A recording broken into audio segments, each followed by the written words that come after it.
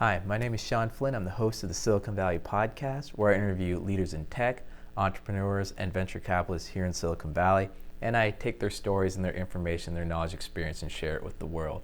So after a recording a while back, and I'll have the link to the podcast in the show notes or below after you hit subscribe and like and all that jazz everyone always says. I was talking to one of the guests and I said, hey, what's one of your favorite stories ever in Silicon Valley? And he looked at me, he's like, okay, I can't say names, but back in 1999, 2000, right before the dot-com bust, when people were raising money for 3-4 companies, and if you had an idea and a domain name, people were just giving you millions. There was one person he knew that was in the same shared office he was at. He was at a venture capitalist firm, and it's pretty common, even today, for VCs to have offices in incubators, in shared workspaces, maybe a couple throughout different areas of Silicon Valley, or you have your analyst here and your managing partner over there, or it's not out of the ordinary. And there's a company there. The founder started it, and in 8 months went from zero to selling it for $50 million. $50 million in eight months. And the founder's idea was, okay, once I get this money, I'm going to buy an island, and then I'm going to retire. So the money was transferred to his account. He went online. Guess what? I just bought an island for $30 million. Now I'm going to take the other 20 and just live the rest of my life.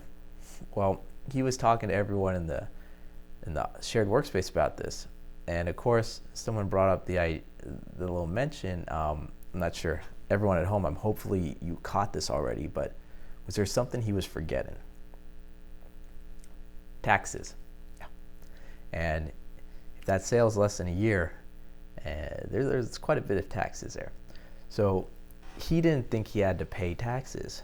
And also, he wasn't a U.S. citizen. He was doing business here. I'm not sure all the tax laws, all the regulations, everything that was going on. But after he had called his accountant, and the accountant, flipped out the moment he said, "Hey, I just bought an island for $30 million. How much do I owe in taxes?" And the accountant, from my understanding, was going, "How could you do some?" Just going off on the guy. Well, he owed $25 million. So what happened? The guy then went to the agent that he bought the island from and said, okay, I need to sell the island. Well, there's not a liquid market for islands. So the agent said, let's reduce it to, 20 million so we can sell it. Of course, the guy said no. He's like, no, I just bought it, the other day. Let's try to sell it for, 28 million, 27 million. So they put it on the market. It didn't sell. Stayed on the market. It didn't sell. Well, government didn't like this. They want to get paid their taxes. So eventually they seized the island and then put it up for auction. The island ended up selling.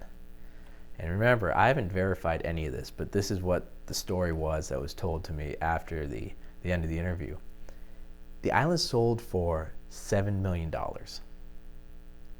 Okay.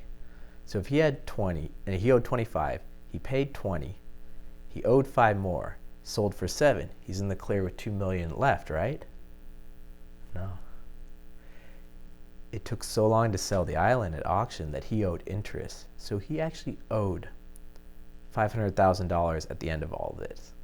2.5 million was in interest. So at the end of this whole story, he went from getting a check or money transferred into his account for $50 million for a company he built in 8 months to owing the government $500,000. That is one of the best stories I've ever heard here in Silicon Valley. And it would have all been solved if he had just gotten some good advice beforehand, had the right advisors, talked to the accountants, could have been solved. There is a happy ending of the story, though. From my understanding, this guy, brilliant. Later on, he did build another company. It was very successful, and he's been living in Latin America for, I guess, the last 20 years now. So it did end well. But hopefully everyone at home enjoyed that story. If you want to hear more stories like that, check out my podcast, the Silicon Valley Podcast, where I interview experts, venture capitalists, entrepreneurs, share their stories, their knowledge and experience so everyone at home can benefit and learn. All right, so until the next video, signing off. Cheers.